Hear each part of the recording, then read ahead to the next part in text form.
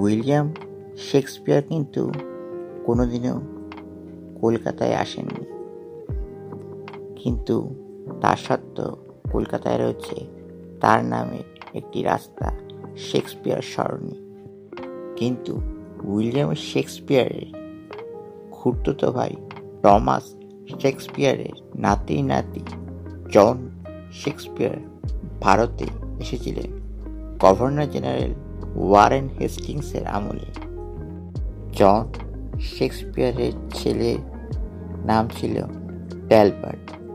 ইনি ছিলেন বীরভূমের অ্যাসিস্ট্যান্ট কালেক্টর। জন শেক্সপিয়ারের বন্ধু উইলিয়াম ম্যাকপিক্স থ্যাকারের কন্যা এমিলি থ্যাকারের সঙ্গে জনের ছেলে ট্যালবার্টের বিয়ে হয় সেন্ট জন চার্চে। তারা এখনও কলকাতাতেই রয়েছে, সাউথ পার্ক স্ট্রিট সেমেট্রিতে।